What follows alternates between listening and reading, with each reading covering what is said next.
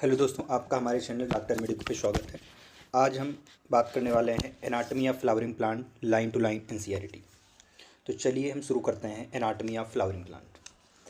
You can easily see the structural similarity and variation in the external morphology of larger living organism both plants and animals.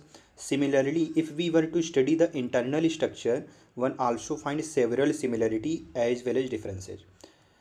तो internal structure functional organisation of higher organism. Study of internal structure of plant is called as anatomy. Plant have cells plant have cells as a basic unit. Cell are organized into tissue and in turn tissue organized into organs.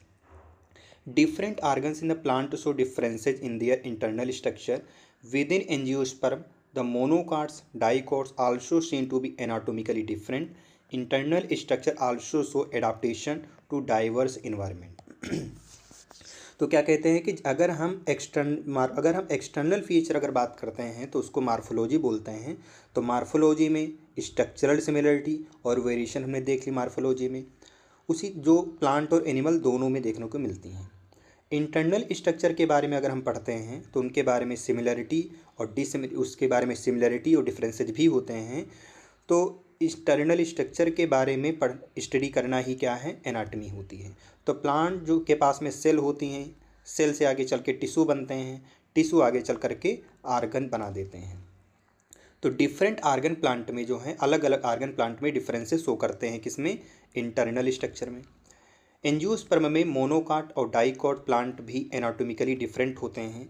Internal structure जो हैं वो adaptation की वजह से अलग, यानी कि अलग अलग इन्वायरमेंट में इंटरनल स्ट्रक्चर भी एडाप्टेशन शो करते हैं. तो चलिए हम लोग टिश्यू के बारे में बात करते हैं. Tissue is a group of cell having a common origin usually performing the common function. A plant is made up of different kind of tissue. Tissue are classified to two main group, mainly meristematic and permanent tissue, based on the whether the cell being formed are capable of dividing or not. तो tissue क्या होता है, group of cell होता है जिनकी origin same हो. ऐसी cell जिनकी ओरिजिन सेम हो उनको बोलते हैं, ग्रुप ऑफ सेल को बोलते हैं टिश्यू. टिश्यू क्या होते हैं, इनका फंक्शन सेम होता है, ओरिजिन सेम होता है, तो उनको टिश्यू बोलते हैं. प्लांट के टिश्यू जो हैं दो अलग अलग तरीके के मिलते हैं. मेनली ये दो तरीके के होते हैं. पहला हमारे पास में मेरिस्टेमेटिक होता है, दूसरा हमारे पास परमानेंट होता है.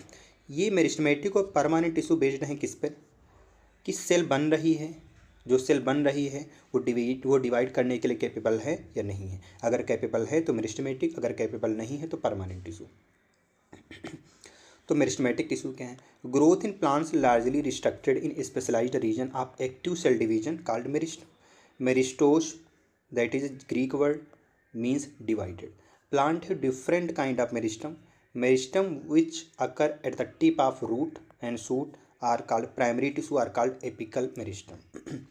तो क्या कहते हैं कि प्लांट में जो ग्रोथ होती है रिस्ट्रिक्टेड होती है लार्जली कुछ स्पेशल रीजन में, जिनको बोलते हैं मेरिस्टम, जो एक्टिवली सेल डिवाइड करती है वहाँ की. मेरिस्टम, मेरिस्टोज जो टर्म है वो ग्रीक वर्ड है. प्लांट के पास में अलग अलग तरीके के मेरिस्टम होते हैं. जो रूट की टिप और सूट की टिप पे पाए जाते हैं उनको बोलते हैं प्राइमरी टिश्यू प्रोड्यूस करते हैं, तो उनको नाम होता है एपिकल मेरिस्टम. तो एपिकल मेरिस्टम कहाँ पर होता है, रूट की टिप पे और सूट की टिप पे. तो रूट की टिप पे पाए जाते हैं रूट एपिकल मेरिस्टम. रूट की टिप पे होते तो उनको बोलते हैं रूट एपिकल मेरिस्टम. और जो सूट की टिप पे पाए जाते हैं उनको बोलते हैं suit apical meristem. Suit apical meristem उनको बोलते हैं. ठीक है. तो हमको क्या दिया गया है, ये हमारी रूट कैप होती है. रूट कैप क्या होती है, थिम्बल लाइक स्ट्रक्चर होता है, थिम्बल शेप की होती है, जो कि मार्फोलॉजी में बताई गई है. थिम्बल शेप्ड क्या होता है स्ट्रक्चर हमारे पास. और ये जो है रूट कैप क्या करता है, जो रूट एपिकल मेरिस्टम है जहाँ की सेल डिवाइड करती हैं उनको क्या करता है, कवर करता है. और ये वाला रीजन क्या है, इनिशियल्स ऑफ रूट कैप. और ये वाले जो रीजन बताते हैं, ये वाले रीजन क्या है, initials of central cylindricals and cortex. ये वाला जो रीजन है प्रोटोडर्म को बताता है, और ये वाला रीजन कॉर्टेक्स को बताता है, और सेंटर वाला रीजन सेंट्रल सिलेंडर को बतलाता है. अब ये क्या है, लीफ प्रीमोर्डियम है, यही आगे चल करके लीफ को बनाती है। और ये जो रीजन है, ये वाला रीजन सूट एपिकल मेरिस्टम को बताता है। ये वाला रीजन जो स्मॉल जो डिवाइडिंग सेल है मेरिस्टमेटिक जोन है, ये हमारी जो एक्सिलरी बड को बतलाता है। और ये वाले सेल क्या है, डिफरेंशिएटेड वेस्कुलर टिश्यू है। तो ये वाला रीजन जो है रूट को बतलाता है और ये वाला रीजन जो हमारा सूट को बतलाता है। डायग्राम जो है, root apical meristem occupy tip of the root while shoot apical meristem occupy distance most region of the stem axis. During the formation of leaves and elongation of stem, some cell left behind form shoot apical meristem constitute the axillary bud. Such bud are present in the axial of the leaves are capable of forming a branch or flower. The meristem which occurs between the mature tissue is known as intercalary meristem. They occur in grasses and regenerate part removed by the grazing herbivores. Both apical meristem and intercalary meristem are primary meristem because they appear early in life of plant and contribute to formation of primary plant body. तो जो root apical meristem होता है ये हमारा root की tip पे होता है और सूट एपिकल मेरिस्टम जो होगा वो स्टेम एक्सिस की डिस्टेंस मोस्ट रीजन पे पाया जाता है। लीफ के फॉर्मेशन के दौरान में और स्टेम के इलोंगेशन के दौरान में कुछ सेल जो होती हैं छूट जाती हैं सूट एपिकल मेरिस्टम के पास, तो वो आगे चल के बनाती हैं एक्सिलरी बड। ये बड जो हैं ये लीफ की एक्सिस पे प्रेजेंट होती हैं जो आगे चल कर के बनाती हैं ब्रांच या फ्लावर बनाती हैं। कि जो meristem mature tissue the meristem which occur between the mature tissue जो मेरिस्टम मेच्योर टिश्यू के बीच में पाया जाता है, जो टिश्यू मेच्योर मेरिस्टम के बीच में मेच्योर टिश्यू के बीच में पाया जाता है उसको बोलते हैं इंटरकैलरी मेरिस्टम। ये इंटरकैलरी मेरिस्टम कहाँ पे देखने को मिल सकता है, ग्रासेज में। ग्रासेज में क्या है, जो ग्रेजिंग हर्बिवोर्स हैं वो इनको क्या करते हैं, ग्रेज करके इनके पार्ट को हटा देते हैं, खा जाते हैं। कुछ समय के बाद में दोबारा ग्रासेज जो होती है रिजनरेट कर जाती हैं। क्यों रिजनरेट कर जाती हैं, क्योंकि उनके पास में इंटरकैलरी मेरिस्टम होता है। तो एपिकल मेरिस्टम और इंटरकैलरी मेरिस्टम इन दोनों को मिला के बोलते हैं प्राइमरी मेरिस्टम। तो इंटरकैलरी मेरिस्टम एपिकल मेरिस्टम दोनों को मिला के बोलते हैं प्राइमरी मेरिस्टम। क्यों बोलते हैं प्राइमरी मेरिस्टम, क्योंकि ये प्लांट की लाइफ में शुरुआती समय में अपीयर होते हैं और ये आगे चल करके प्राइमरी प्लांट बॉडी को बनाने का काम करते हैं। Meristem that occurs in the mature region of root and shoot of a many plant, particularly they produce woody axis and appear later than primary meristem called as secondary or lateral meristem. They are cylindrical meristem, fascicular vascular cambium and interfascicular cambium, cork cambium are the example of lateral meristem or secondary meristem. These are responsible for producing the secondary tissue. तो क्या कहते हैं, जो meristem mature reason root के mature reason और shoot के mature reason में पाए जाते हैं वो आगे चल करके वुडी एक्सिस बनाते हैं, जो हैं प्राइमरी मेरिस्टम के बाद में प्रिपेयर होते हैं। तो इस वजह से इनको सेकेंडरी या लिटल मेरिस्टम बोलते हैं। ये जनरली सिलेंड्रिकल मेरिस्टम होते हैं। तो सेकेंडरी या लिटल मेरिस्टम को आप सिलेंड्रिकल मेरिस्टम भी बोलते हैं। इनमें हमारे पास में कौन आते हैं, पहला होता है फेसिकुलर कैम्बियम, दूसरा होता है इंटरफेसिकुलर कैम्बियम, तीसरा होता है हमारे पास में कॉर्क कैम्बियम। तो fascicular cambium, interfascicular cambium, cork cambium जो हैं ये लेटरल मेरिस्टम या सेकेंडरी मेरिस्टम या सिलेंड्रिकल मेरिस्टम के एग्जाम्पल हैं, जो आगे चल के क्या कराते हैं, सेकेंडरी टिश्यू यानी कि सेकेंडरी ग्रोथ के लिए जिम्मेदार होते हैं। Following tissue of cell both primary as well as secondary meristem, the newly formed cell become structurally and functionally specialised, lose ability to divide. Such cell formed permanent or mature cell and constitute the permanent tissue. During the formation of primary plant body, a specific region of apical meristem produce dermal tissue, ground tissue or vascular tissue.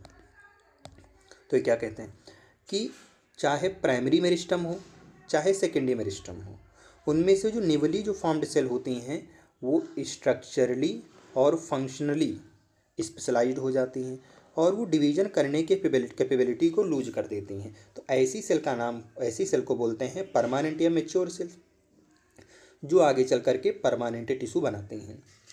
तो primary plant body के formation के दौरान में apical meristem के कुछ reason क्या करते हैं, प्रोड्यूस करते हैं। जैसे हमारे पास डर्मल टिश्यू, डर्मल को बोलते हैं एपिडर्मल।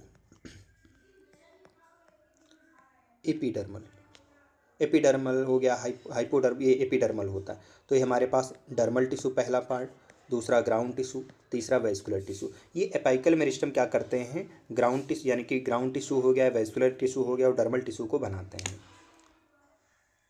आगे देखते हैं परमानेंट टिश्यू। परमानेंट टिश्यू के बारे में हमारे पास दो तरीके के टिश्यू, एक परमानेंट है और दूसरा हमारे पास में क्या है, मेरिस्टम होते हैं। तो मेरिस्टमेटिक तो पढ़ लिए, परमानेंट दो तरीके के होते हैं, सिंपल होता है और कॉम्प्लेक्स होता है। तो cell of the permanent tissue do not generally for divide further. Permanent tissue having all cell, permanent tissue having all cells similar in structure and function called simple tissue. Permanent tissue having many different type of cell called complex tissue. तो क्या कहते हैं कि permanent tissue की जो cell होती हैं generally divide नहीं करती, कभी कभी डिवाइड कर जाती हैं कंडीशन के अनुसार। तो परमानेंट टिश्यू जो होते हैं इनकी सारी सेल, परमानेंट टिश्यू के पास सारी सेल का स्ट्रक्चर और फंक्शन सिमिलर होता है, इस वजह से इनको बोलते हैं सिंपल टिश्यू। परमानेंट टिश्यू के पास में बहुत सारे अलग अलग तरीके की सेल होती हैं तो उनको बोलते हैं कॉम्प्लेक्स टिश्यू। तो सिंपल टिश्यू में सारी सेल का स्ट्रक्चर और फंक्शन सेम होगा तो सिंपल टिश्यू। अगर उन सेल का structure function type of cell अगर अलग अलग होती है तो कॉम्प्लेक्स टिश्यू होता है। तो हमारे पास में जो सिंपल टिश्यू है वो तीन तरीके का होता है। सिंपल टिश्यू तीन तरीके का होता है, एक हमारे पास कोलेनकाइमा, स्क्लेरेनकाइमा और parenchyma. Simple tissue is made up of only one type of cell. Various simple tissue is plant are parenchyma, collenchyma, sclerenchyma. Parenchyma form the major component within the organs. The cells of parenchyma are generally isodiametric. They may be spherical, oval, round, polygonal or elongated in shape. Their walls are thin and made up of cellulose.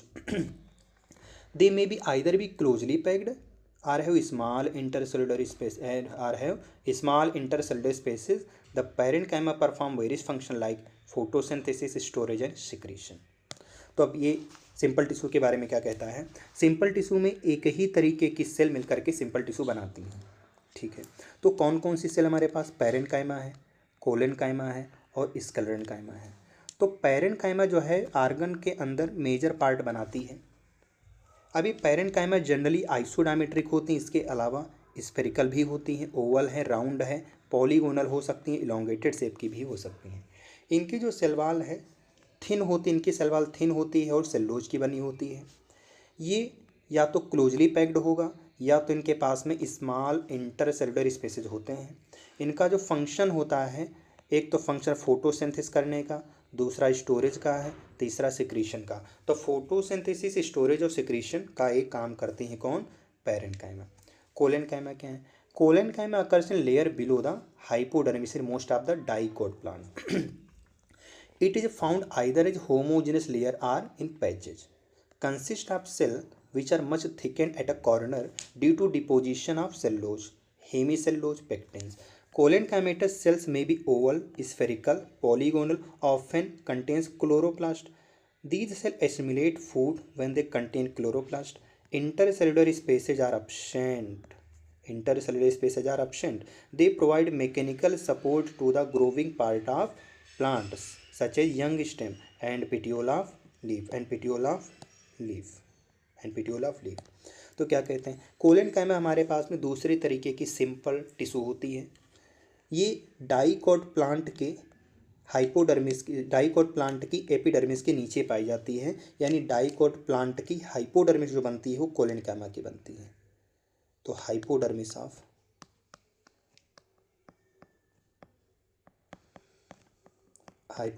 Dicot plant, dicot की hypodermis किसकी बनती है, collenchyma की। Collenchyma की बनती है हमारी dicot plant की हाइपोडर्मिस। ये कैसी होती है, ये होमोजेनस लेयर होती है, या तो ये पैचेस के फॉर्म में पाई जाती है या तो होमोजेनस लेयर हुई, ठीक है। इसकी सेल जो होती हैं कॉर्नर पे थिकेंड होती हैं। It consist of cells which much have thickened at corner. Corner पे थिकेंड होती क्यों होती है, क्योंकि सेलुलोज, हेमी सेलुलोज और पेक्टिन का डिपोजिशन होने लगता है। Collenchymatous cell oval, spherical, polygonal हो सकती हैं। इनके पास क्लोरोप्लास्ट अगर रखेगा तो फोटोसिंथेसिस कर सकती हैं कभी कभी। And often contain chloroplast. तो क्लोरोप्लास्ट भी कोलेनकाइमा के पास अगर रखिएगा तो उसको बोल देते हैं क्लोरेनकाइमा। अगर कोलेनकाइमा तुम्हारी क्लोरोप्लास्ट रखती है, कोलेनकाइमा क्या है, कोलेनकाइमा,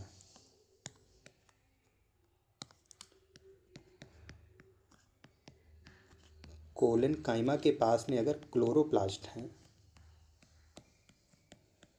क्लोरोप्लास्ट हैं तो उनको बोलते हैं क्लोरेनकाइमा, क्लोरेनकाइमा। कोलेनकाइमा के पास अगर क्लोरोप्लास्ट हैं तो उसका नाम पड़ जाता है क्लोरेनकाइमा।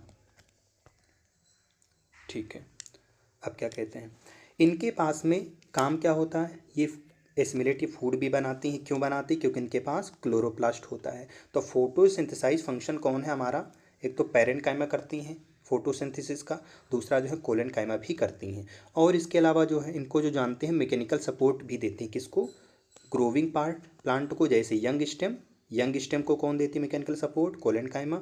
और लीफ का जो पिटियोल होता है वो भी कोलेनकाइमा का ही बना होता है। इनके पास में इंटरसेल्युलर स्पेसेज एब्सेंट होते हैं, जबकि इसके पैरेनकाइमा के पास में इंटरसेल्युलर स्पेसेज छोटे थोड़े बहुत होते हैं। स्क्लेरेनकाइमा देख लेते हैं। तो sclerenchyma consist of a long narrow cells with thick lignified cell walls having few or numerous pits. They are usually dead without protoplast on the basis of variation in the form, structure, origin, development. Sclerenchyma either fibers or sclereid. Fiber are thick-walled, elongated, pointed cells generally occurring in the groups. Various part of plant. Sclereid are spherical, oval, or cylindrical, highly thickened dead cell with very narrow cavity. These are commonly found in fruit wall of nut, pulp of fruit like guava, pear, sapota, seed coat of legumes, leaf of tea. Sclerenchyma provide mechanical support to organ. ठीक है, तो collenchyma क्या कहती है, sorry sclerenchyma जो होती है long होती है, नैरो सेल होती हैं, थिक होती हैं, लिग्निन का डिपोजिशन हो गया जिसकी वजह से ये डेड हो गई। इनके पास में कम या ज़्यादा पिट्स होते हैं, ये डेड होती हैं, इनके पास में प्रोटोप्लास्ट नहीं होता। अब इनमें वेरिएशन स्ट्रक्चर, ओरिजिन और डेवलपमेंट के बेसिस पे स्क्लेरेनकाइमा या तो फाइब्रस हो सकती हैं या तो स्क्लेरेड होती हैं। फाइब्रस जो थिक वॉल्ड होगा, इलोंगेटेड होगा, पॉइंटेड सेल होती है। फाइब्रस क्या होते हैं, पॉइंटेड होते हैं। ठीक है, और ये जनरली ग्रुप में पाए जाते हैं। फाइबर जो होते हैं जनरली ग्रुप में पाए जाते हैं। स्क्लेरेड जो हैं ये स्फेरिकल, ओवल या सिलिंड्रिकल हो सकते हैं। ये हाईली थिकेंड होते हैं, ये हाईली थिकेंड होते हैं। कौन, स्क्लेरेड। ये डेड सेल हैं विद वेरी नैरो कैविटी। इनकी कैविटी यानी कि ल्यूमेन नैरो होता है। नैरो कैविटी किसकी होती है, स्क्लेरेड्स की। स्क्लेरेड कहाँ पे पाए जाते हैं, commonly found in fruit wall of nut. ये फ्रूट वॉल ऑफ नट में पाए जाते हैं। पल्प, फ्रूट के पल्प में पाए जाते हैं, जैसे गुआवा, पियर, सपोता में।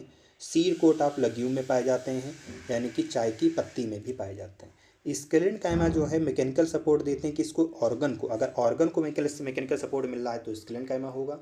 अगर क्या कहते हैं यंग ग्रोविंग स्टेम को और पिटियोल, लीफ के पिटियोल को अगर मैकेनिकल सपोर्ट देता है तो वो हमारी कोलेनकाइमा होती है। अब यहाँ से कुछ डायग्राम देंगे, देख लेते हैं।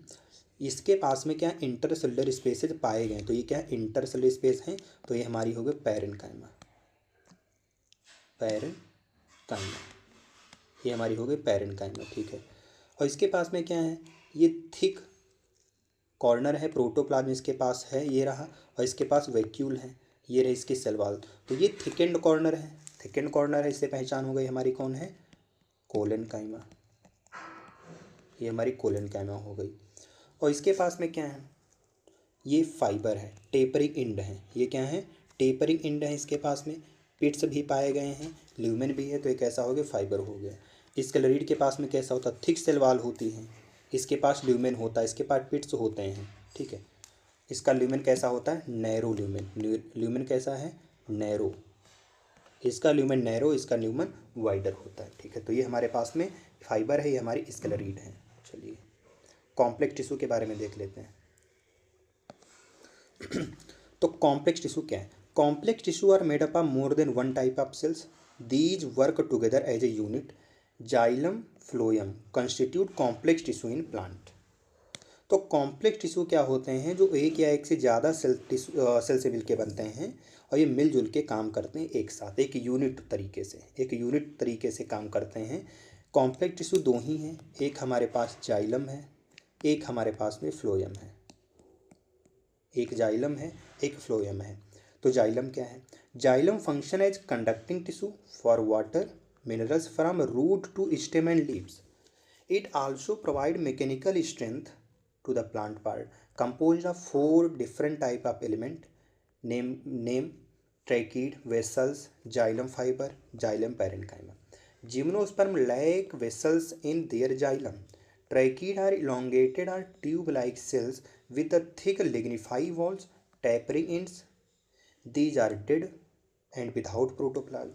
The inner layer of cell wall have thickening which vary in form. In flowering plant, tracheids and vessels are main water transporting element. In flowering plant are angiosperm, tracheids and vessels are main water transporting element. Vessels is a long cylindrical tube-like structure made up of many cells called vessels member, each with lignified wall and large central cavity. The vessels divide a protoplasm. Vessels cell are also divide a protoplasm. Vessels member are interconnected through a perforation in their common walls. The presence of vessels as a characteristic feature of angiosperm. Xylem fiber have highly thickened walls and obliterated central lumens. These may either be septate or aseptate. Xylem parenchyma are living and thin-walled. Their cell walls are made up of cellulose. They store food material in the form of starch or fat. Substance like tannins. Radial conduction of water take place by the ray parenchyma. तो क्या कहता है हमारा xylem का function क्या होता है कि ये एक तरीके का कंडक्टिंग टिश्यू होता है। क्यों? क्योंकि ये पानी और मिनरल को रूट से स्टेम और लीव्स तक पहुंचाने का काम करता है और ये मैकेनिकल स्ट्रेंथ भी देता है प्लांट को। ये 4 तरीके की होती हैं, 4 तरीके के अलग अलग एलिमेंट होते हैं। एक तो हमारे पास ट्रैकीड है, दूसरा वेसल्स है, तीसरा जाइलम फाइबर है, चौथा जाइलम पैरेन्काइमा है। तो ट्रैकीड जो है इलोंगेटेड ट्यूब लाइक सेल होती हैं, थिक होती हैं, लिग्निफाई वाल होती हैं और इनके पास टैपरिंग एंड होते हैं। ये डेड होती हैं, इनके पास प्रोटोप्लाज्म नहीं होता, इस वजह से डेड हैं। इनर लेयर है सेल वाल की, उसके पास में थिकनिंग है और वो अलग अलग फॉर्मेट में वेरी कर सकती है। फ्लावरिंग प्लांट एंजियोस्पर्म में ट्रैकीड्स और वेसल्स ये मेन वाटर ट्रांसपोर्टिंग एलिमेंट हैं। वेसल जो होती है लॉन्ग सिलेंड्रिकल ट्यूब होती हैं जो बहुत तरह के मैनी सेल से मिलकर बनती है, जिस सेल का नाम होता है वेसल्स मेंबर। यानी वेसल जिससे बनती है उसको बोलते हैं वेसल्स मेंबर। और ये भी कैसे होती है? लिग्निफाइड वॉल होती है इनके पास में और इनके पास में लार्ज सेंट्रल कैविटी पाई जाती है। वेसल्स सेल के पास में भी प्रोटोप्लाज्म नहीं होता। तो वेसल्स मेंबर आपस में कनेक्टेड होते हैं परफोरेशन से, उनकी कॉमन वॉल में होता है। वेसल्स का पाया जाना जो है ये एंजियोस्पर्म का करेक्टर है। जाइलम फाइबर जो होती है हाईली थिक होती हैं वॉल और इनके पास में ऑब्लिटरेटेड सेंट्रल ल्यूमेन पाया जाता है। ये जाइलम फाइबर या तो सेप्टेट हो सकती हैं या तो एसेप्टेट हो सकती हैं। जाइलम पैरेन्काइमा जो होती है लिविंग होती हैं और ये थिन वाल्ड होती हैं, इनकी सेल वॉल सेलुलोज की बनती है।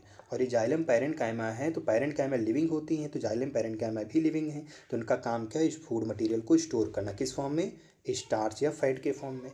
और दूसरे सबस्टांस से टेनिन्स हैं और इनका जो रेडियल कंडक्शन होता है वाटर का वो रे पैरेन्काइमा से करता, R for radial, R for ray. तो रेडियल कंडक्शन रे पैरेन्काइमा से होता है। ठीक है, तो इसको हम याद कर सकते हैं जाइलम पैरेन्काइमा का स्टोर, जो जाइलम स्टोरेज आप कौन कौन से मटेरियल को स्टोर कर सकते हैं तो याद ही ट्रिक है। दोनों को एक साथ ही देख लेंगे बाद में, पहले देख लेते हैं जाइलम का। Storeyed food material of xylem, stored food material of xylem कौन है?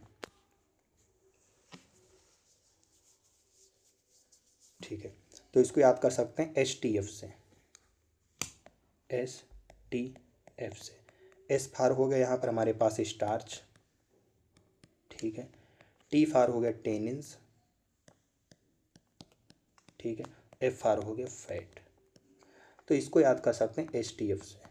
तो STF जो होता है ये हमारा food material storage food material होता है जाइलम पैरेन्काइमा का।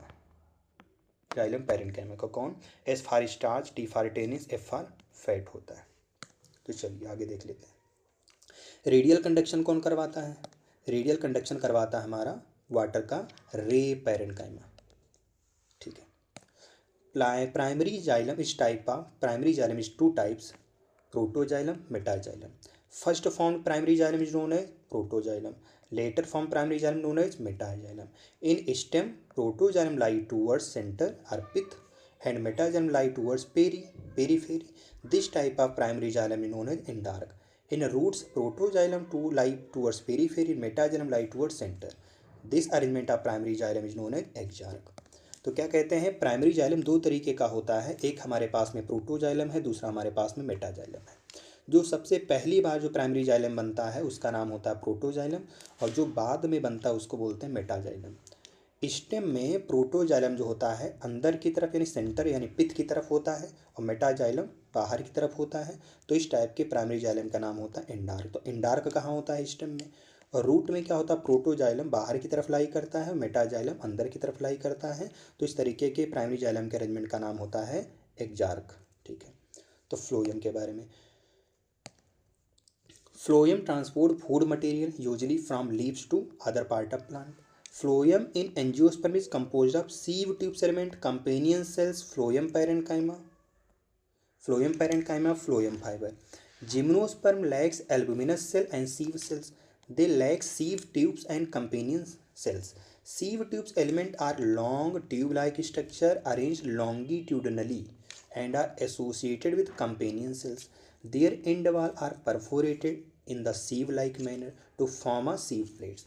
A mature sieve element possesses peripheral cytoplasm, large vacuole, but lack nucleus.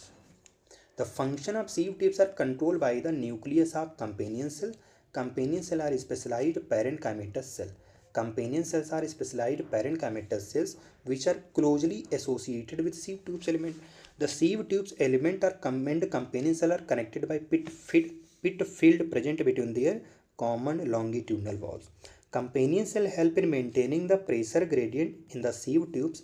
Phloem parenchyma is made up of elongated tapering cylindrical cells having dense cytoplasm and nucleus. Cell wall is composed of cellulose and pits through which plasmodesmatal connection exists between the cells. The phloem parenchyma store food material and other substance like resin, latex and mucilage. Phloem parenchyma is absent. Phloem parenchyma is absent in most of the monocot. सारे monocot, all नहीं होगा, all होगा तो गलत होगा। Phloem fibre or bast fiber is made up of sclerenchymatous cells.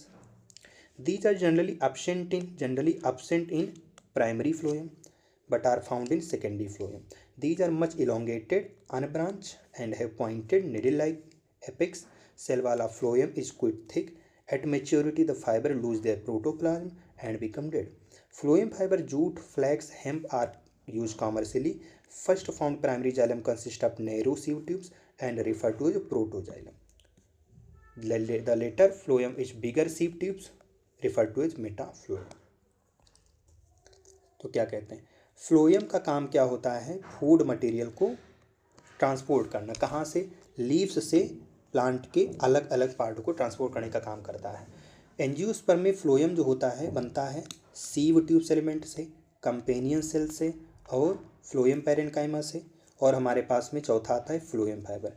जिनमें से ये तीनों जो हैं ये कैसी होती हैं? लिविंग होती हैं। ये हमारी लिविंग सेल होती हैं। ठीक है। तो sieve tube element, companion cell, phloem parenchyma living है, और हमारे पास में जो फ्लोएम फाइबर होता है ये डेड होता है। ठीक है। जिम्नोस्पर्म के पास में एल्बुमिनस सेल होती हैं, सीव सेल होती हैं। जिम्नोस्पर्म के पास में सीव ट्यूब्स और कंपेनियन सेल्स नहीं होती हैं।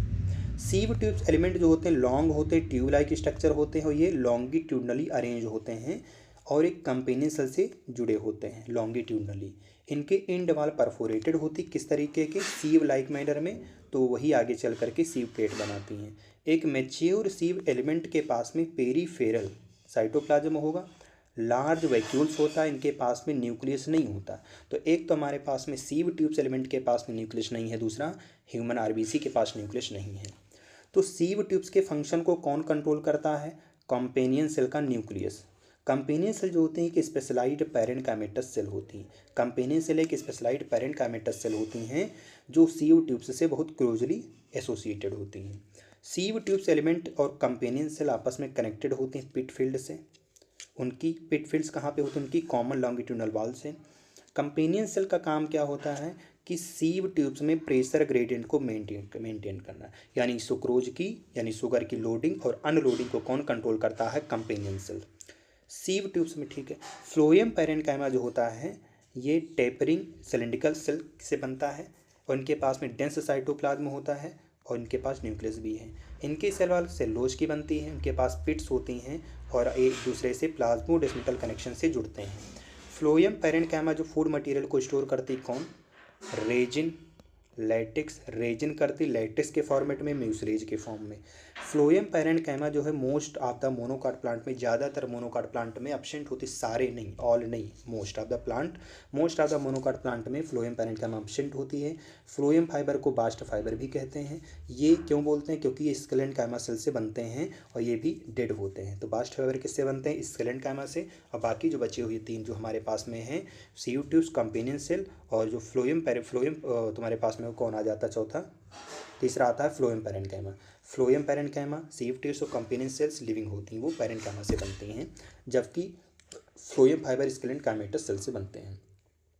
ये स्केलेंट के बाद phloem fibre generally primary phloem में नहीं पाए जाते हैं, ये सेकेंडरी फ्लोएम में देखने को मिलते हैं। ये अनब्रांच होते हैं, पॉइंटेड होते हैं, निडल लाइक होती है इनकी एपेक्स। इनकी फ्लोएम की सेल वॉल जो होती है, फ्लोएम फाइबर की सेल वॉल थिक होती है। मैच्योरिटी के समय में ये फाइबर अपना प्रोटोप्लाज्म लूज कर देते हैं और डेड हो जाते हैं। फ्लोएम फाइबर का काम क्या, जूट, फ्लैक्स और हेम्प बनाने में कॉमर्शियली यूज़ किया जाता है।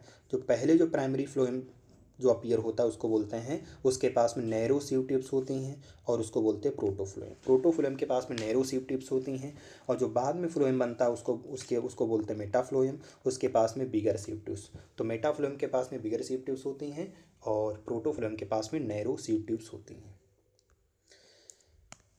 अब बात करते हैं टिश्यू सिस्टम के बारे में। टिश्यू सिस्टम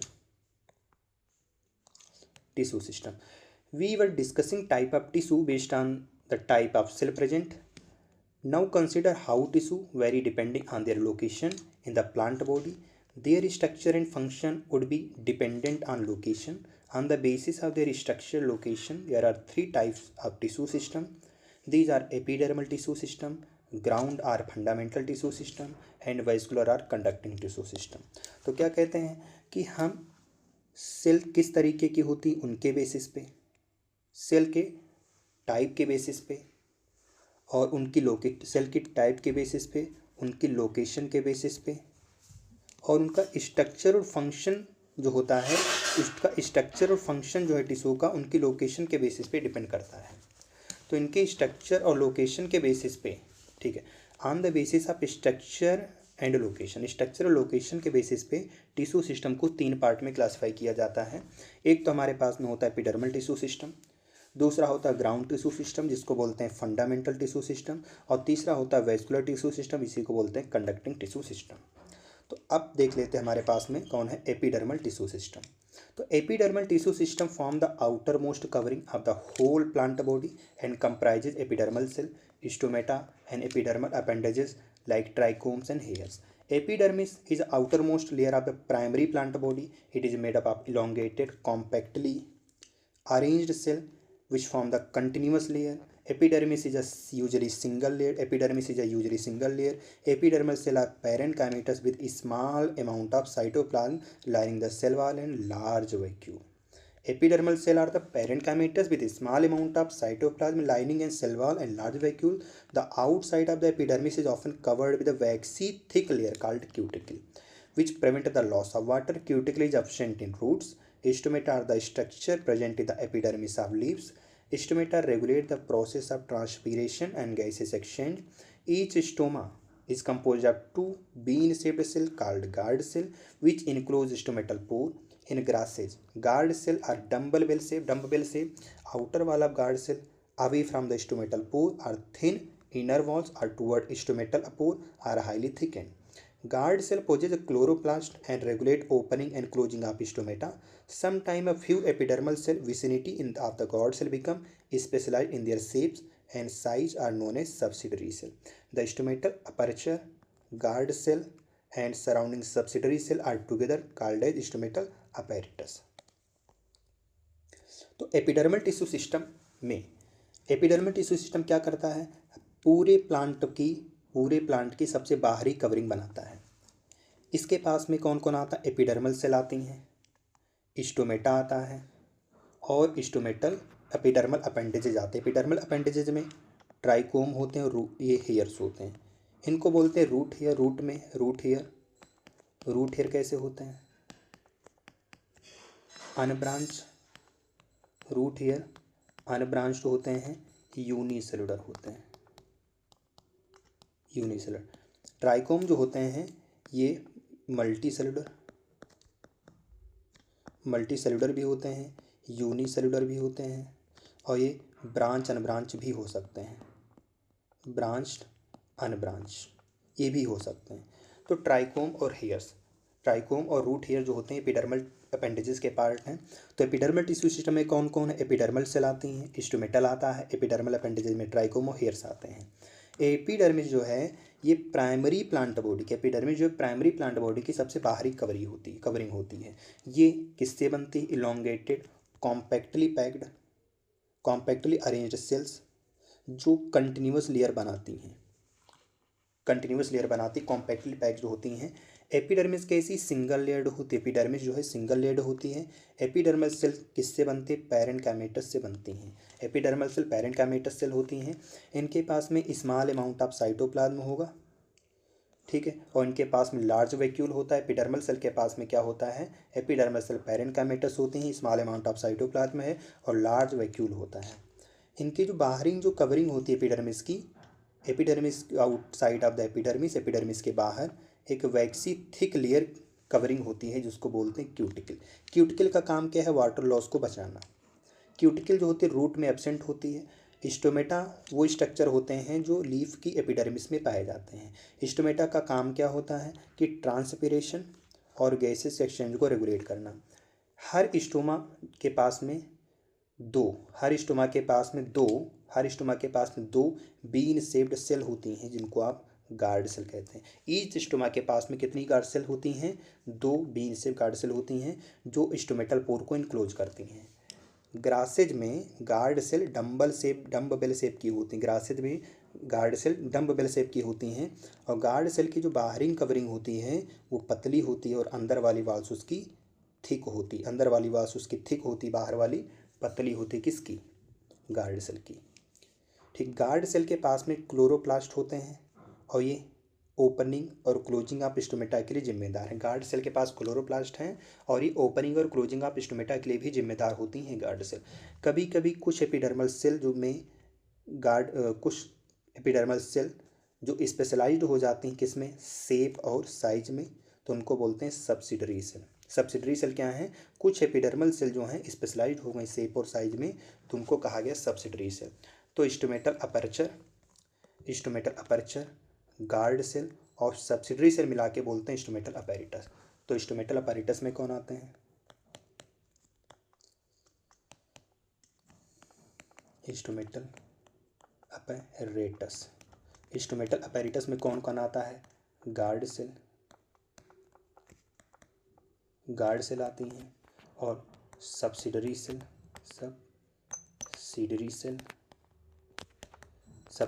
आती हैं। और कौन आती है हमारे पास में? और सब्सिडरी सेल हो गया, गार्ड सेल हो गया, स्टोमेटल पोर या इसी को बोलते हैं अपर्चर। ये लोग मिलकर के क्या बनाते हैं? Stomatal apparatus. तो यहाँ पे क्या दिया, ये वाला डायग्राम है, तो सबसे बाहर वाली कौन है, एपिडर्मल सेल है, इधर भी, इसमें इधर ये है एपिडर्मल सेल, और ये क्या है, एपिडर्मल सब्सिडरी सेल हैं जो गार्ड सेल के बाहर होती हैं, ये सब्सिडरी सेल हो गई। इनके पास में ये जो दिख रहे हैं ये क्या है, क्लोरोप्लास्ट हैं, ये क्या है, क्लोरोप्लास्ट हैं, ठीक है। और ये जो हैं, ये जो दिख रही हैं बीन शेप की स्ट्रक्चर गार्ड सेल, इसमें कितनी है, 2 होती हैं, और ये वाले पोर को बोलते हैं स्टोमेटल पोर बोलते हैं। इसमें गार्ड सेल कैसी हो गई, डम्ब बेल शेप की हो गई, इनमें गार्ड सेल कैसी हो गई, बीन शेप की हो गई, ठीक है। तो stomata bean shaped guard cell किस में है, स्टोमेटा बीन शेप इसमें है, और डम्ब बेल शेप किस में है, तुम्हारी पाई जाती हैं ग्रासेज में, dumbbell shape guard cell grasses में पाई जाती है। The cell of epidermis bear a number of hairs. Cell of epidermis bears a number of hairs. Root hair are the unicellular elongated epidermal cell, help absorb water and mineral from the soil. On the stem, epidermal hair are called trichomes. Trichome in the shoot system, usually multicellular. They may be branched or unbranched, and soft or stiff.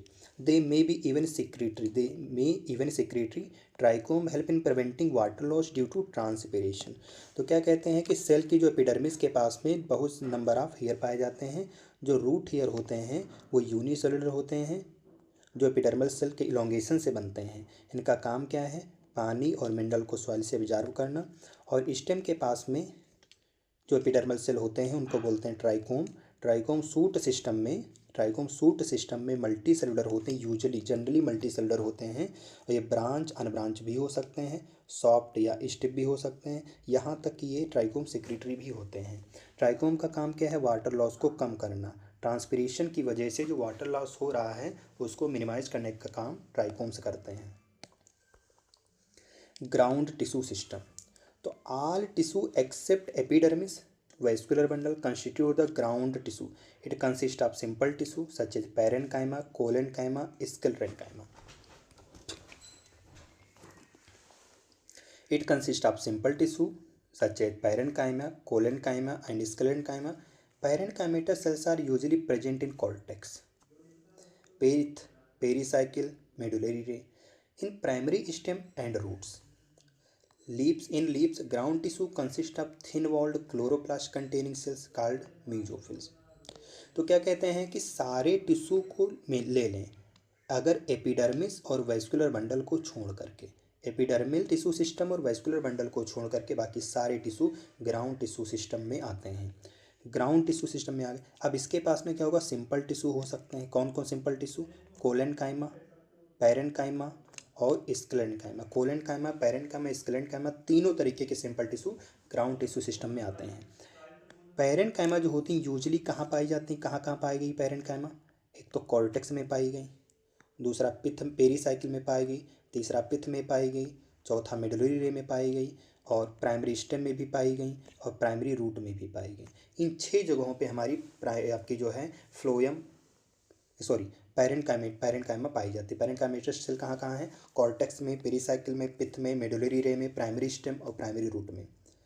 और leaves में ground tissue जो है, leaf में जो ground tissue के पास में thin walled chloroplast containing cell होती है उनका नाम होता है मेसोफिल सेल। अब देखते हैं vascular tissue system. Vascular tissue system consist of complex tissue, phloem and xylem. Xylem and phloem together constitute vascular bundle. Dicotyl stem cambium is present between the phloem and xylem. Such vascular bundle, because of the presence of cambium, possess ability to form secondary xylem and phloem tissue, hence called as open vascular bundle. In monocot vascular bundle have no cambium present between them, since they do not form secondary tissue, referred to as closed. When xylem and phloem within the vascular bundle are arranged in an alternate manner along a different radii, are known as radial vascular bundle. That is found in roots. Conjoint type of vascular bundle, the xylem phloem are jointly situated along the same radius of vascular bundle.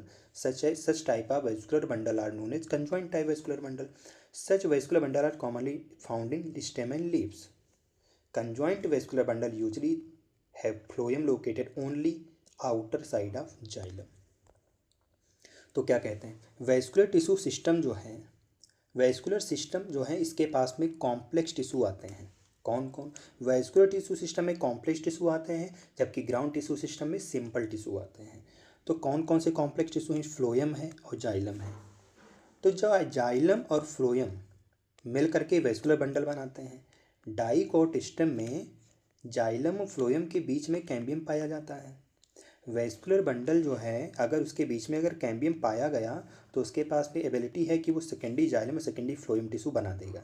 तो इस तरीके के vascular bundle का नाम है open type. Open में क्या है? कैम्बियम प्रेजेंट होता है। जबकि मोनोकाट में वैस्कुलर बंडल के पास में कोई भी कैम्बियम नहीं होता। इस वजह से सेकेंडरी टिश्यू ये नहीं बनाते हैं और ये सेकेंडरी ग्रोथ भी नहीं करते। तो मोनोकाट में क्लोज टाइप के वैस्कुलर बंडल होते हैं। क्यों? क्योंकि इसके पास कैम्बियम नहीं होता। अगर जाइलम और फ्लोएम जो है वैस्कुलर बंडल में अगर अल्टरनेट मैनर में अरेंज होते हैं, वो भी अलग अलग रेडियाई पे। अगर जाइलम और फ्लोएम वैस्कुलर बंडल के अंदर अल्टरनेट मैनर में अलग अलग रेडियस के लॉन्ग अगर अरेंज होते हैं तो इस टाइप के अरेंजमेंट का नाम होता है रेडियल वैस्कुलर बंडल, जो कि रूट में पाया जाता है। याद करने का ट्रिक क्या है? रेडियल में भी आर है, रूट में भी आर है। तो रेडियल वैस्कुलर बंडल जो है रूट में पाए जाते हैं। कंजॉइंट टाइप के वैस्कुलर बंडल क्या हैं? अगर जाइलम और फ्लोएम जो हैं सेम रेडियस में अगर पाए गए, अगर डिफरेंट रेडियस में तो रेडियल, अगर सेम रेडियस में पाए गए तो उनको बोलते हैं कंजॉइंट वैस्कुलर बंडल। ये नॉर्मली स्टेम और लीव्स में पाए जाते हैं। कंजॉइंट टाइप के वैस्कुलर बंडल स्टेम और लीव्स में पाए जाते हैं। रेडियल टाइप के वैस्कुलर बंडल रूट में पाए जाते हैं।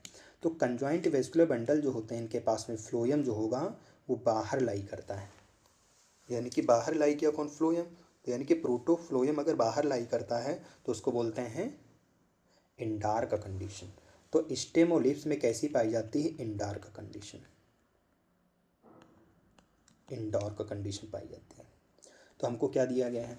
ये हमको क्या दिया गया है? जाइलम दिया गया है और ये फ्लोएम दिया गया है। तो ये कैसा डायग्राम हो गया आपका? जो है कैसा हो गया? ये हमारा जो डायग्राम दिया गया रेडियल का दिया, अलग अलग रेडियाई पे है ना, डिफरेंट रेडियाई पे। तो हमको ये दिया गया है रेडियल टाइप का। इसमें देखो कोई कैम्बियम नहीं है, तो ये किसका डायग्राम है? ये मोनोकाट का है, मोनोकाट प्लांट का हो गया। इसके पास में देखो कैम्बियम पाया गया तो किसका हो गया? डाइकोट का हो गया। तो कैसा हो गया हमारा? Conjoint closed. मोनोकाट में कंजॉइंट क्लोज टाइप के वैस्कुलर बंडल पाए जाते हैं, कैम्बियम नहीं है। इसमें कैसा? कंजॉइंट ओपन वैस्कुलर बंडल होते हैं इसके पास में। अब देखते हैं anatomy of dicot plant and monocot plant की anatomy. For better understanding of the tissue organization of root, stem and leaves, it is conventional to study three transverse section of mature zone of these regions.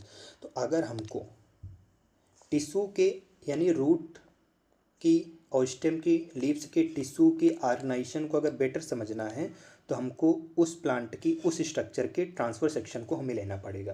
वो भी किस plant के? Mature zone के। Argon जो हैं वो mature zone में आते हों। मेच्योर होगा तो पूरी तरीके से वेल डेवलप्ड होगा। ठीक है।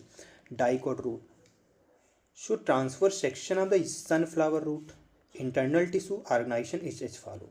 Outermost layer is epiblema. Many of cells of epiblema protrude in the form of unicellular root hair. Cortex consists of several layers of thin-walled parenchymatous cell with intercellular spaces. The innermost layer of cortex is called endodermis. It comprises a single layer of barrel-shaped without any intercellular spaces.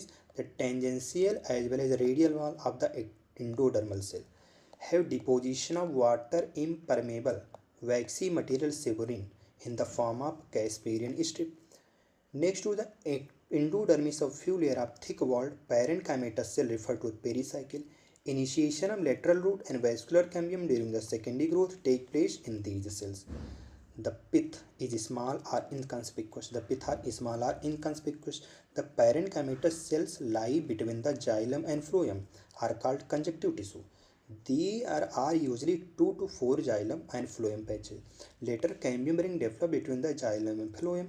All tissue on the inner side of endodermis such as pericycle, vascular cambium and pith are constitute the stele. तो ये क्या कहते हैं? Dicot root. तो dicot root जो हमको जो diagram दिया गया वो सनफ्लावर का दिया गया। डाइकोट रूट यानी हमको जो डायग्राम दिया गया वो सनफ्लावर रूट का दिया गया है। ठीक है। तो इसकी जो सबसे बाहरी लेयर होती है उसको बोलते हैं एपिब्लेमा। रूट में एपिडर्मिस का नाम होता है एपिब्लेमा। रूट में एपिडर्मिस का नाम होता है एपिब्लेमा। और एपिब्लेमा की बहुत सारी सेल जो होती हैं यूनिसेलुलर रूट हेयर बनाती हैं, यूनिसेलुलर रूट हेयर के फॉर्म में बाहर निकलती हैं। कॉर्टेक्स के पास में जो सेवरल लेयर होती, कॉर्टेक्स के पास में सेवरल लेयर होती थिन वॉल्ड पैरेनकाइमेटस सेल, और जो पैरेनकाइमा होगा तो उनके पास इंटरसेलुलर स्पेस भी देखने को मिलता है। तो with intercellular space inner most layer जो है कॉर्टेक्स की वो इंडोडर्मिस है, और बाहर वाली कौन है, हाइपोडर्मिस है। इसकी इंडोडर्मिस के पास में एक सिंगल लेयर्ड बैरल शेप्ड की सेल्स पाई जाती हैं जिनके पास में कोई भी इंटरसेलुलर स्पेस नहीं होता। इनकी टेंजेंशियल और रेडियल वाल्व जो हैं इंडोडर्मल सेल की टेंजेंशियल और रेडियल वाल्व में डिपोजिशन होने लगता है वाटर इम्परमेबल सबस्पाइक्सी मटेरियल का, जिसका नाम है सुब्रेन। तो आगे चल के बनाती कैस्पेरियन स्टेप। तो कैस्पेरियन स्टेप किस में देखने को मिल गई, इंडोडर्मिस में। अब इंडोडर्मिस के आगे कुछ लेयर जो है थिक वॉल्ड होती हैं, पैरेनकाइमेटस सेल की हैं, थिक वॉल्ड होती हैं, और ये कैसी थी, थिन वॉल थी। ठीक है, थिक वॉल्ड होती जिनका नाम होता है पेरीसाइकिल। पेरीसाइकिल से ही लेटरल रूट और वैस्कुलर कैम्बियम निकलते हैं। पेरीसाइकिल से ही लेटरल रूट और वैस्कुलर कैम्बियम निकलते हैं ड्यूरिंग अ सेकेंडरी ग्रोथ। ठीक है, पिथ जो है स्मॉल होगा या इनकंस्पिक्यूअस होगा, किसमें, डाइकोट रूट में। Parenchymatous cell which lie between the, अगर पैरेनकाइमेटस सेल जाइलम फ्लोएम के बीच में अगर लाई करती हैं तो उन सेल का नाम होता है कंजक्टिव टिश्यू। तो जाइलम और फ्लोएम के बीच में अगर पैरेनकाइमेटस सेल अगर लाई करती हैं तो उनको बोलते हैं हम कंजक्टिव टिश्यू। अब ये डाइकोट रूट में जाइलम और फ्लोएम जो होते हैं पैचेस के फॉर्म में पाए जाते हैं, वो भी 2 से 4 नंबर में। बाद में कैम्बियम रिंग डेवलप होती जाइलम फ्लोएम के बीच में। तो सारे टिश्यू इंडोडर्मिस के अंदर, जो पाए जाते हैं, जैसे पेरीसाइकिल, वैस्कुलर बंडल और पिथ, इनको मिला के स्टील बोलते हैं। ठीक है, तो स्टील बोलते हैं। तो स्टील में कौन कौन है, पेरीसाइकिल, वैस्कुलर बंडल और पिथ, ये मिलकर के स्टील बनाते हैं। तो हमको जो डायग्राम दिया गया है ये किसका दिया गया है, डाइकोट रूट। वो डाइकोट रूट कौन सी है, ये सनफ्लावर है, ये सनफ्लावर दिया गया। ये रूट हेयर है, ये एपिडर्मिस का नाम है एपिब्लेमा भी बोलते हैं इसको। ठीक है, ये हमारा कॉर्टेक्स है। कॉर्टेक्स कैसे होता है, लेयर के फॉर्म में होता है, सेवरल लेयर होती हैं, इसके पास में सेवरल लेयर होती हैं। ये जो इनर मोस्ट लेयर है कॉर्टेक्स की वो कौन है, इंडोडर्मिस के inner most layer of cortex, inner most layer of cortex हो गया। पेरीसाइकिल से क्या निकलती हैं, पेरीसाइकिल से लेटरल रूट में निकलती हैं। और क्या होता है, vascular cambium, lateral root and vascular cambium निकलता है यहीं से। प्रोटोजाइलम जो तुम्हारा पहले जाइलम आता है उसको प्रोटोजाइलम, जो बाद में आता है उसको मेटाजाइलम बोलते हैं। पिथ कैसा होता है, यहाँ पर पिथ कैसा होता है, इनकंस्पिक्यूअस या स्मॉल होता है, स्मॉल पिथ, स्मॉल होता है। ये फ्लोएम आता है। ठीक है, ये हमको जो डायग्राम दिया गया था वो डाइकोट रूट का यानी सनफ्लावर का दिया गया था। अब आगे देख लेते हैं मोनोकॉट रूट का। मोनोकॉट के रूट के बारे में क्या बताते हैं, मोनोकॉट रूट एनाटमी या monocot root is similar to the dicot root in many respect. It has epidermis, cortex, endodermis, pericycle, vascular bundle and pith. As compared to dicot root which have fewer xylem bundle, there are usually more than 6 xylem bundle that is known as polyarch. See in the monocot root, pith is large and well developed. Monocot root do not undergo any secondary growth. तो क्या कहते हैं कि monocot root की anatomy dicot root की anatomy से बहुत सारे मैनर में सिमिलर होती है। Epidermis, cortex, endodermis, pericycle, vascular bundle और पिथ, ये सब मोनोकॉट में भी पाया गया, डाइकोट में भी पाया गया। डाइकोट रूट में अगर हम कंपेयर करते हैं जाइलम बंडल का, तो जाइलम बंडल डाइकोट रूट में कम होते हैं, जबकि मोनोकॉट रूट में जाइलम बंडल 6 से ज़्यादा पाए जाते हैं। इसको बोलते हैं पॉलीआर्क का कंडीशन, 6 से ज़्यादा पाए गए। अब डाइकोट रूट में जो है पिथ कैसी थी, स्मॉल थी और इनकंस्पिक्यूअस थी, जबकि मोनोकॉट रूट में पिथ जो है लार्ज है और वेल डेवलप्ड है। मोनोकॉट रूट के पास में कोई भी किसी भी तरीके की सेकेंडरी ग्रोथ नहीं पाई जाती। क्यों, क्योंकि इसके पास में कैम्बियम एब्सेंट होता है, ड्यू टू या because cambium are absent, because cambium are absent, इनके पास में कैम्बियम अब्सेंट होता है। ठीक है, तो ये हमको डायग्राम दिया गया किसका, मोनोकॉट रूट का। ठीक है, तो ये हमको रूट हेयर दिखाया गया, एपिडर्मिस हो गया, कॉर्टेक्स ये मोनोकॉट रूट का है, cortex, endodermis, pericycle, phloem, xylem, protoxylem, ये पिथ हो गया। पिथ कैसा है, वेल डेवलप्ड है, ये हमारा मेटाजाइलम। सेम कहानी है, कुछ अंतर नहीं है, बस थोड़ा सा डिफरेंसेस तो हमने देख लिया है। अब अगला देख लेते हैं डाइकोट स्टेम। तो transfer section of typical young dicot stem, so epidermis outer most protective layer of stem covered with a thin layer cuticle, it bear trichomes and few stomata. Cell arranged in multiple layer between epidermis and pericycle constitute a cortex. It consists of three subzone. Outer hypodermis consists of few layer of collencamatous cell just below the epidermis, provide mechanical strength to the young stem. Cortical layer below the hypodermis consists of round thin walled parenchymatous cell with conspicuous intercellular spaces. The innermost layer of cortex is called endodermis. The cell of endodermis are rich in starch grains and layer is referred to as starch sheath. Pericyclage क्या दिया, pericycle is present on the inner side of endodermis above the phloem in the form of semilunar patches of sclerenchyma. In between the vascular bundle there are the few layers radially placed parenchymatous cells which constitute the medullary ray. Large number of vascular bundles are arranged in ring. The ring arrangement of vascular bundle characteristic feature of dicot stem. Ring arrangement of vascular bundle is a characteristic feature of dicot stem. Each vascular bundle is conjoint, open, with endark protoxylem. A large number of rounded parenchymatous cells with large intercellular spaces which occupy the central portion of stem is constitute the pith. तो अब क्या कहते हैं देख लेते हैं। तो dicot stem में हम देखते हैं, तो डाइकोट स्टेम जो भी लेते हैं यंग डाइकोट स्टेम, तो इसकी जो सबसे आउटर मोस्ट जो प्रोटेक्टिव लेयर है वो एपिडर्मिस है स्टेम की। तो जो किससे कवर्ड होती है, एक पतली लेयर होती है क्यूटिकल से कवर्ड होती है, और इस एपिडर्मिस के पास में ट्राइकोम होते हैं और कुछ स्टोमेटा भी पाए जाते हैं।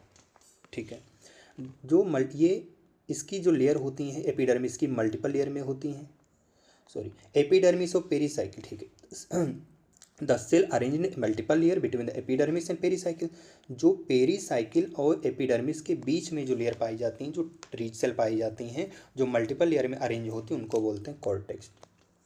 तो कॉर्टेक्स क्या है, एपिडर्मिस और पेरिसाइकिल के बीच का पोर्शन होता है जिसके पास में मल्टीपल लेयर के फॉर्म में सेल अरेंज होती हैं। इसके पास में 3 सब जोन होते हैं। बाहर वाला हाइपोडर्मिस होता है, फिर कॉर्टिकल लेयर आती हैं, सबसे अंदर एंडोडर्मिस होता है। तो हाइपोडर्मिस के नीचे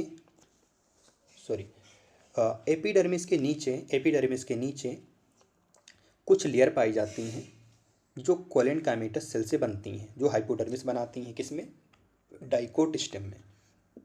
तो डाइकोट स्टेम की हाइपोडर्मिस बनती कोलेनकाइमेटस सेल की, जिसका काम क्या है, मैकेनिकल स्ट्रेंथ देना यंग स्टेम को। कार्टिकल लेयर के नीचे यानी हाइपोडर्मिस के नीचे कार्टिकल लेयर पाई जाती है जिनके पास में rounded thin wall parenchymatous cell होती हैं, और इनके पास में कॉन्स्पिकुअस इंटरसेलुलर स्पेसेज होते हैं। जो इनर मोस्ट लेयर है कॉर्टेक्स की उसको बोलते हैं एंडोडर्मिस। अब एंडोडर्मिस की सेल जो होती हैं स्टार्च ग्रेन्स में रिच होती हैं, स्टार्च ग्रेन ज़्यादा पाए जाते हैं, तो इस लेयर का नाम कहा जाता है स्टार्च शीथ। पेरिसाइकिल जो है वो एंडोडर्मिस के इनर साइड पाई जाती है, लेकिन फ्लोएम में above the phloem in the semilunar patches of sclerenchyma, लेकिन फ्लोएम में इसके ऊपर सेमिलुनार पैचेस के फॉर्म में पाई जाती कौन, स्क्लेरेंकाइमेटस होती हैं। अब वेस्कुलर बंडल जो होते हैं कुछ लेयर में अरेंज होते हैं, वो भी कौन से, रेडियली कहाँ पर पाए जाते हैं, पैरेंकाइमेटस सेल में, जो आगे चल करके मेडुलरी रे बनाती हैं। Large number of vascular bundle जो है रिंग में अरेंज होते हैं। तो वेस्कुलर बंडल का रिंग में अरेंज होना किसका करेक्टर है, डाइकोट स्टेम का। वेस्कुलर बंडल का ring arrangement of vascular bundle is a characteristics of dicot stem. ये नीट 26 में दे सकता है यहाँ से। ठीक है, इस पैराग्राफ से नीट 26 में आ सकता है। ठीक है, ईच वेस्कुलर बंडल जो है कंजॉइंट, इसका वेस्कुलर बंडल कंजॉइंट होगा, ओपन होगा, इंडार्क प्रोटोजाइलम होगा। इंडार्क प्रोटोजाइलम का मतलब क्या, प्रोटोजाइलम सेंटर की तरफ और मेटाजाइलम बाहर की तरफ। Large number of rounded parenchymatous cell होती हैं, इंटरसेलुलर स्पेस से ज़्यादा होते हैं, जो क्या बनाती हैं, सिस्टम का सेंट्रल पोर्शन बनाती हैं, जिसको बोलते हैं पिथ। अब मोनोकॉट स्टेम, तो monocot stem has sclerenchymatous hypodermis, monocot stem has sclerenchymatous hypodermis, large number of scattered vascular bundle, each surrounded by skeletal chimatous bundle sheath and large conspicuous parenchymatous ground tissue. Vascular bundle are conjoined closed. Peripheral vascular bundle are smaller. Peripheral vascular bundle are smaller than centrally located ones. The phloem parenchyma is absent. Water containing cavity are present within the vascular bundle. तो क्या कहते हैं, monocot stem की जो hypodermis होती है वो skeleton काइमा की बनती है। इनके पास में लार्ज नंबर में वेस्कुलर बंडल होते हैं, वो भी स्केटर्ड फॉर्म में बिखरे हुए होते हैं। जो इनके जो वेस्कुलर बंडल होते हैं वो स्केलेटन काइमेटस बंडल से इससे सराउंडेड होते हैं। इनके पास में लार्ज और कॉन्स्पिकुअस पैरेन्काइमेटस ग्राउंड टिश्यू पाया जाता है। वेस्कुलर बंडल इसके कंजॉइंट होते हैं, क्लोज्ड होते हैं। इनके पास में वेस्कुलो, इसके पास में कैम्बियम अब नहीं पाया जाता है। जो बाहर की तरफ पाए जाने वाले जो वेस्कुलर बंडल होते हैं जनरली छोटे होते हैं, जो सेंटर की तरफ होते हैं उनके पास वो बड़े होते हैं। इनके पास में मोनोकॉट स्टेम में फ्लोएम पैरेन्काइमा, इनके पास में मोनोकॉट स्टेम में फ्लोएम पैरेन्काइमा अब्सेंट होती है, फ्लोएम पैरेन्काइमा अब्सेंट होती है। और इनके पास में जो मोनोकॉट स्टेम के जो वेस्कुलर बंडल हैं, इनके पास में वाटर कंटेनिंग कैविटी होती हैं। Water containing cavity vascular bundle के अंदर पाई जाती हैं। अब देख लेते हैं क्या, डाइकोट लीफ यानी डॉर्सी वेंट्रल या dicotyledonous leaf. Vertical section of dicot leaf through the lamina show three main part, namely epidermis, mesophyll and vascular system. The epidermis, which cover both upper surface called adaxial epidermis and lower surface called abaxial epidermis. Leaf has a conspicuous cuticle. Abaxial epidermis generally bears more stomata than the adaxial epidermis, later may even lack stomata. The tissue between the upper and lower epidermis called the mesophyll. Mesophyll, which possess chloroplast and carry out photosynthesis, is made up of parenchyma. It has two types of cell. One is pallid parenchyma, another is spongy parenchyma. Adaxial placed pallid parenchyma is made up of elongated cells which are arranged vertically parallel to each other. The oval and round shape loosely arranged spongy parenchyma situated below the pallid parenchyma extend to the lower epidermis. There are numerous large space and air cavity between cells. Vascular system include vascular cambium, which can be seen in veins and midrib. The size of vascular bundle are dependent on the size of veins. Veins vary in thickness in a reticulate venation of dicot leaves.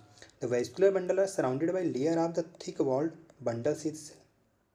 Position of xylem in the vascular bundle, ठीक, find the position of xylem in the vascular bundle. अब आगे देख लेते क्या कहता है।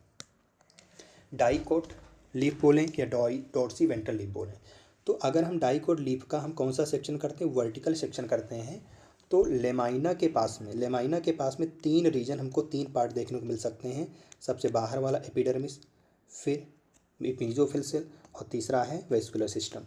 जो epidermis जो है दोनों तरफ से कवर करता है, ऊपर वाली सरफेस को भी नीचे वाली सरफेस को भी। ऊपर वाली सरफेस को बोलते हैं एडैक्सियल, नीचे वाली सरफेस को बोलते हैं एबैक्सियल। तो इसको याद करने का ट्रिक क्या है, बी फॉर बेस होता है, बी फॉर एबैक्सियल, तो जो नीचे वाली होगी वो एबैक्सियल होगा, B for base, B for abaxial. तो लीफ के पास में कॉन्स्पिकुअस क्यूटिकल होती है। एबैक्सियल एपिडर्मिस के पास में जनरली स्टोमेटा ज़्यादा पाए जाते हैं। बेस वाले नीचे लोअर सरफेस पे, लोअर एपिडर्मिस के पास में, जिसको एबैक्सियल बोलते हैं, उसके पास स्टोमेटा ज़्यादा पाए जाते हैं, एडैक्सियल के पास कम होते हैं, या तो एडैक्सियल के पास में स्टोमेटा नहीं भी होंगे। जो अपर और लोअर एपिडर्मिस के बीच का जो टिश्यू होता है उसको मेसोफिल सेल बोलते हैं। मेसोफिल सेल के पास में क्लोरोप्लास्ट होते हैं तो फोटोसिंथेसिस करते हैं। अब मेसोफिल सेल जो होती है पैरेन्काइमेटस होती है, ये दो तरीके की सेल से बनती है, एक होती है पैलिसिडी पैरेन्काइमा, दूसरी होती है स्पंजी पैरेन्काइमा। जो एडैक्सियल प्लेस्ट पैलिसिडी, एडैक्सियल यानी ऊपर वाली सरफेस की तरफ, एडैक्सियल प्लेस्ट जो पैलिसिडी पैरेन्काइमा होती हैं वो इलोंगेटेड सेल होती हैं, जो अरेंज होती हैं वर्टिकली, पैरेलल होते हैं एक दूसरे के साथ में। और ये स्पंजी पैरेन्काइमा जो है ओवल या राउंड शेप की होती हैं, लूजली अरेंज होती हैं। और ये पैलिसिडी सेल के नीचे, ठीक, पैलिसिडी सेल के नीचे पाई जाती हैं और लोअर एपिडर्मिस तक फैली होती हैं। यानी कि पैलिसिडी सेल के नीचे होती स्पंजी पैरेन्काइमा होती हैं जो ओवल या राउंड शेप की होती है, लूजली अरेंज होती हैं। और लोअर एपिडर्मिस यानी लोअर एपिडर्मिस का नाम है एबैक्सियल तक फैली होती हैं, ठीक है। और इनके पास में लार्ज स्पेसेज होते हैं, एयर कैविटी पाई जाती हैं। किस में एयर कैविटी पाई जाती है? स्पंजी पैरेन्काइमा में एयर कैविटी देखने को मिलती हैं। वैस्कुलर सिस्टम में वैस्कुलर बंडल आते हैं, जो वैस्कुलर बंडल देखने को मिल सकते हैं वेन्स और मिडरिप में देखने को मिल सकते हैं। जो वैस्कुलर बंडल का जो साइज है वो वेन की साइज पर डिपेंड करता है। वेन जो होती है थिकनेस में वेरी करती हैं, किसमें? रेटिकुलेट वेनेशन में, डाइकोट लीव्स की। वैस्कुलर बंडल जो होते हैं वो थिक वॉल्ड वेस्ट बंडल से सेल से सराउंडेड होते हैं। अब देख लेते हैं क्या आइसोबायलेटरल लीफ या monocot leaf. Anatomy of isobilateral leaf is similar to that of dorsiventral leaf in the many way. If show the following characteristic difference in a isobilateral leaf, the stomata are present on both surface of epidermis and mesophyll cell is not differentiated into pellicidi and spongy parenchyma. In grasses, certain adactyal epidermal cell along veins modify themselves into large empty colorless cell. These are called as bulliform cells. When bulliform cell in leaves have absorbed water and are turgid, the leaf surface is exposed. When they are flaccid due to water stress, they make the leaves curl inward and minimize water loss. The parallel venation in monocot leaves are reflected in nearly similar size of vascular bundle, except main veins that is midrib are seen in vertical section of leaves. तो क्या कहते हैं, अगर हम monocot leaf के बारे में अगर बात करते हैं तो मोनोकाट मतलब को बोलते हैं आइसोबायलेटरल। आइसोबायलेटरल का मतलब क्या होता है कि एडेक्सियल और एबैक्सियल सरफेस में दोनों जगह स्टोमेटा का नंबर सेम होगा। आप आइसोबायलेटरल लीफ यानी मोनोकाट की लीफ की एनाटॉमी अगर देखते हैं तो डॉर्सी का डाइकोट लीफ की एनाटॉमी देखते हैं तो बहुत सारे एस्पेक्ट में सिमिलर होती है। अब कुछ डिफरेंसेज होते हैं, डिफरेंस देख लेते हैं। आइसोबायलेटरल लीफ के पास में स्टोमेटा जो होते हैं दोनों सरफेस पे बराबर पे दोनों सरफेस पे प्रेजेंट होते हैं और इनमें मीजोफिल सेल मोनोकाट में मीजोफिल सेल डिफरेंशिएटेड नहीं होती हैं। पैलिसिडी और स्पंजी में ऐसे याद कर सकते हैं, डाइकोट में डिफरेंशिएटेड है तो डी फॉर डिफरेंशिएटेड मीजोफिल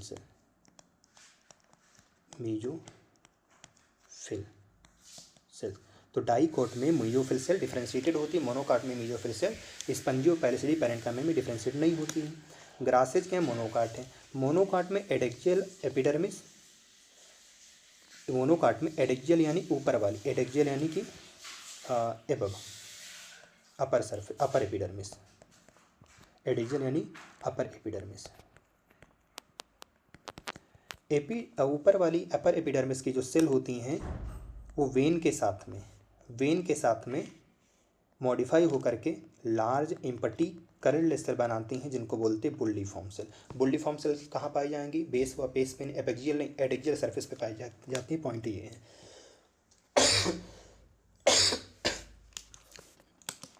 तो बुल्लीफॉर्म सेल कहाँ पाई जाती हैं? एडेक्सियल सरफेस पे पाई जाती हैं।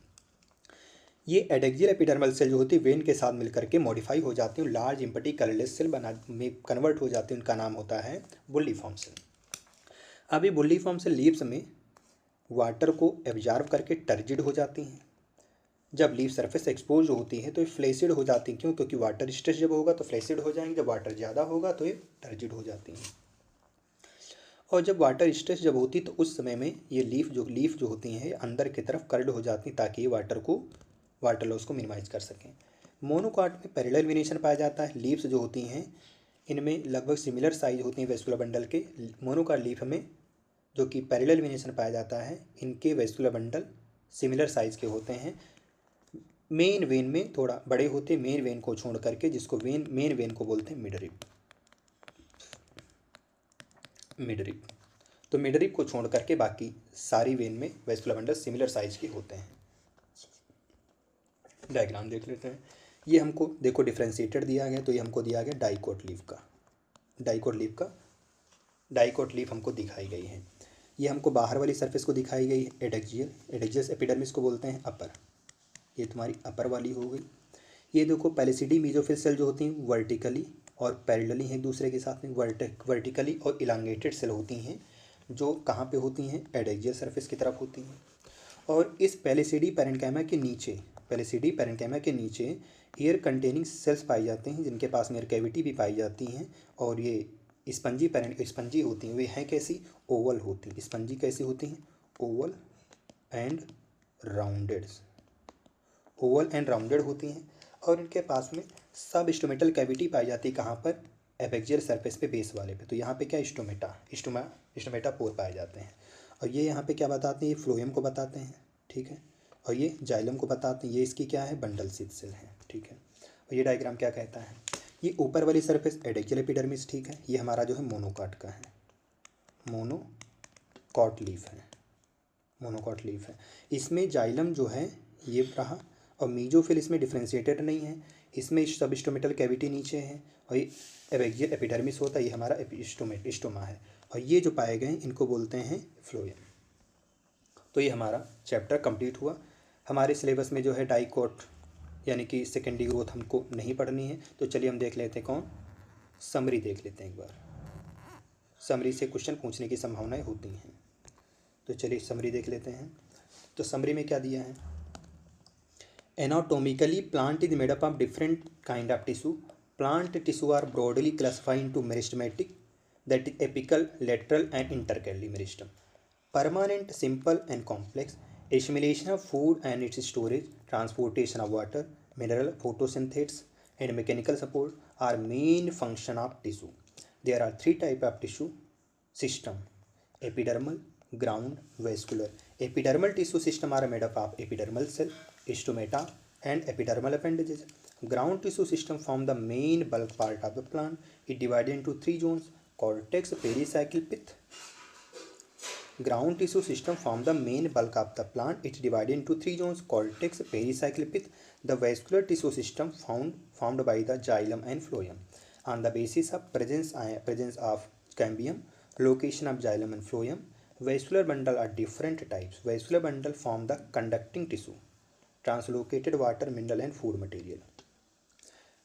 Monocot and dicot plant show marked variation in their internal structure. They differ in type, number, location of vascular bundle. Secondary growth occurs in most of the dicot root stem. Secondary growth occurs in most of the dicot root and stem and increase in girth or diameter of organ by activity of vascular cambium or cork cambium. The wood is actually secondary xylem. There are different type of woods on the basis of their composition and time of production. तो अब ये summary में हमको क्या बताया गया है कि अगर हम एनाटॉमी के बेसिस पे देखते हैं तो टिश्यू जो हैं अलग अलग तरीके के होते हैं। प्लांट जो हैं अलग अलग तरीके के टिश्यू से मिलकर बने हैं। प्लांट टिश्यू को हम क्लासिफाई करते हैं मेनली दो तरीकों में। एक होता है मेरिस्टेमेटिक, दूसरा होता है परमानेंट। तो मेरिस्टेमेटिक में कौन आते हैं? एपिकल आता है, लेटरल आता है, इंटरकली मेरिस्टम आता है। और परमानेंट में सिंपल और कॉम्प्लेक्स आते हैं। अब फूड के एसिमिलेशन और स्टोरेज और वाटर के ट्रांसपोर्ट, मिनरल और फोटोसिंथेसिस का ट्रांसपोर्ट, मैकेनिकल सपोर्ट, ये जो है मेन फंक्शन होते हैं इस टिश्यू के, ठीक है। परमानेंट टिश्यू के मेन फंक्शन है। टिश्यू सिस्टम तीन तरीके के हैं। पहला एपिडर्मल है, दूसरा ग्राउंड है, तीसरा वेस्कुलर है। तो जो एपिडर्मल टिश्यू सिस्टम है इसके पास में कौन है? एपिडर्मल सेल होती हैं, स्टोमेटा होता है, और एपिडर्मल अपेंडेजेज में रूट हेयर और ट्राइकोम आते हैं। ग्राउंड टिश्यू सिस्टम के पास में ये मेन बल्क पार्ट बनाता है प्लांट का। इसके तीन जोन्स होते हैं। कॉर्टेक्स होता है, पेरीसाइकिल होता है, पिथ होता है। कॉर्टेक्स होता है, पेरीसाइकिल और पिथ होता है। तो ग्राउंड टिश्यू सिस्टम जो है तीन जोन में डिवाइडेड है। कॉर्टेक्स, पेरीसाइकिल और पिथ में डिवाइडेड है। ये क्वेश्चन पूछ सकता है। ग्राउंड टिश्यू सिस्टम जो है किस में डिवाइडेड है? कॉर्टेक्स, पेरीसाइकिल और पिथ में। वेस्कुलर टिश्यू सिस्टम बनता है किससे? जाइलम और फ्लोएम से। तो कैम्बियम की प्रेजेंस के बेसिस पे और जाइलम और फ्लोएम की लोकेशन के बेसिस पे वेस्कुलर बंडल जो हैं अलग अलग तरीके के होते हैं। जाइलम और फ्लोएम के बेसिस पे और क्या कहते हैं कैम्बियम की बेसिस पे वेस्कुलर बंडल अलग अलग तरीके के हो सकते हैं। वेस्कुलर बंडल जो है कंडक्टिंग टिश्यू बनाते हैं और पानी, मिनरल और फूड मटेरियल को ट्रांसलोकेट करते हैं। मोनोकॉट और डाइकोट प्लांट में उनके इंटरनल स्ट्रक्चर में वेरिएशन देखने को मिलती हैं। ये टाइप, नंबर और लोकेशन, वेस्कुलर बंडल के लोकेशन, नंबर और टाइप में डिफर करते हैं। सेकेंडरी ग्रोथ जो है ज़्यादातर डाइकोट रूट में भी देखने को मिलती है और डाइकोट स्टेम में भी देखने को मिलती है, जो गर्थ में यानी डायमीटर में उसकी ग्रोथ होती है। क्यों होती? क्योंकि उनके बीच में वेस्कुलर कैम्बियम पाया जाता है, कॉर्क कैम्बियम पाया जाता है। उड का मतलब होता है सेकेंडरी जाइलम। उड का एक्चुअली मतलब क्या है? Secondary xylem. जो उड का टाइप जो है, उड कितने तरीके की होती हैं वो डिपेंड करती है, वो अलग अलग होती हैं, वो डिपेंड करते हैं किस पे? कंपोजिशन पे और टाइम ऑफ प्रोडक्शन। कंपोजिशन और टाइम ऑफ प्रोडक्शन पे जो है हमारी उड डिपेंड करती हैं। तो ये हमारा चैप्टर कंप्लीट होता है। तो चलिए मिलते हैं अब हम नेक्स्ट चैप्टर में।